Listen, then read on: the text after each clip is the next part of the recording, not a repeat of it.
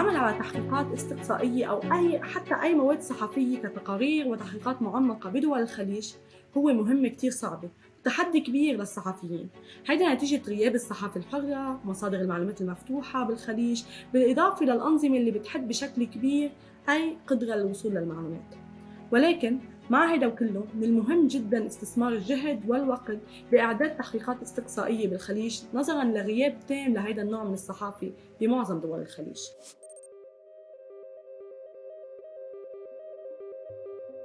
One of the most important tips to have in mind when you are investigating cyber surveillance is to be sure that you are well equipped, is to make sure that you don't do mistake with using devices that are not safe, with using communication that will not be safe.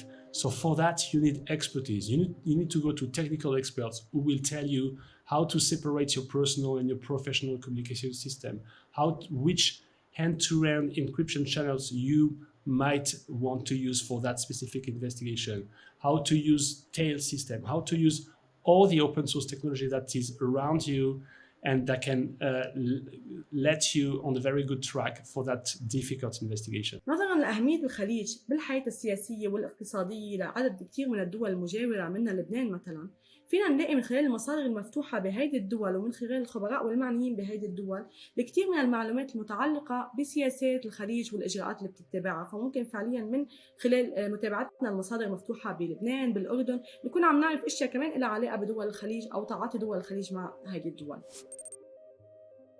We know that what is very tricky, dangerous for sources is, we know that the most dangerous period is the first contact period. So the first time a source will reach out to you. This is the most critical phases. فكتير مهم نكون عم نستخدم secure messaging apps، يعني التطبيقات المراسلة الآمنة والسلمة لحتى لا نعرض حالنا ولا نعرض الآخرين أو مصادرنا للخطر. You need to show your potential sources what is the best way to connect with you in a safe way.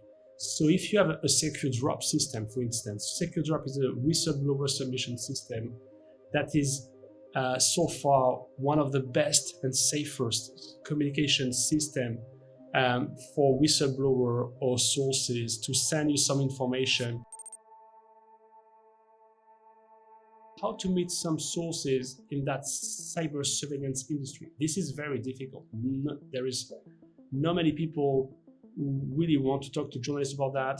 Most of the people in that industry are working under very strict defense confidentiality agreement, or so it's going to be very difficult to convince them to talk.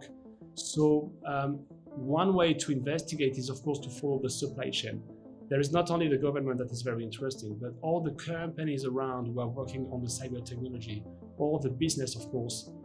If you follow the money, if you investigate the contract, if you investigate all the supply chain, you might find people in the cyber surveillance who might have some knowledge very interesting for your investigation. وأيضاً من المعلوم إلى حد ما إنه دول الخليج على رأس السعودية عنده حضور قوي من الجيوش الإلكترونية. فمن المهم متابعة شو عم تستهدف هيدي الجيوش الإلكترونية أو شو المواضيع والقضايا اللي هي عم بترد عليها، لأنه بالعادة هيدا بحد ذاته بيسلط الضوء على قضايا كتير مهمة وحساسة نحن كصحفيين لازم نكون عم نتابعها.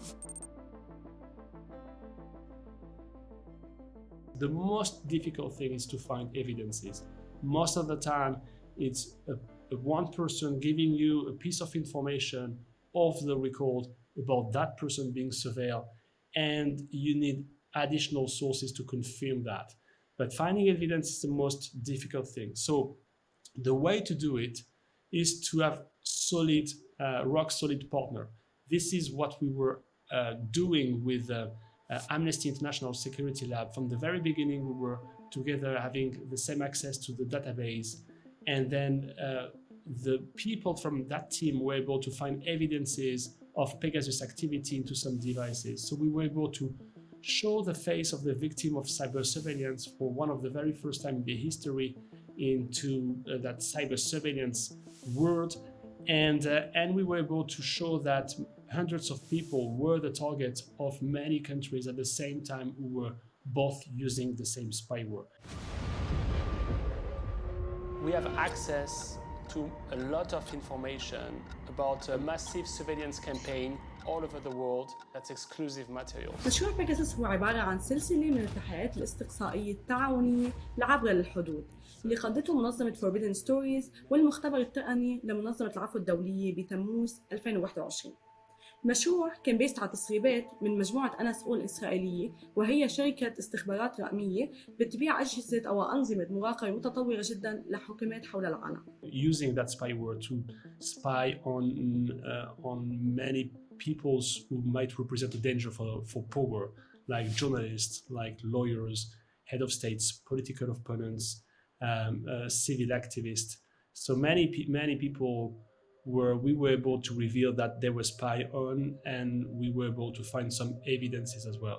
من أهم قصص الخليج كانت التالية: اختراق هواتف إماراتيات هاتف الصحفي السعودي جمال خاشقجي اللي قتل في تشرين الأول 2018. كمان ضمنت التحقيقات استهداف صحفيين وناشطين ودافعين حقوق الإنسان بدول الخليج، من بينهم الناشطة والحقوقية الإماراتية آلاء الصديق اللي توفيت بحادث سير ببريطانيا، وأيضا كان من بينهم الحقوقي الأشهر بالإمارات والمسجون أحمد منصور. So finding evidence is of course very difficult, but you might be able to do that if you are partnering with the good people, not only to find evidences, but also to secure your environment and to make sure that you are on the good track to achieve your investigation.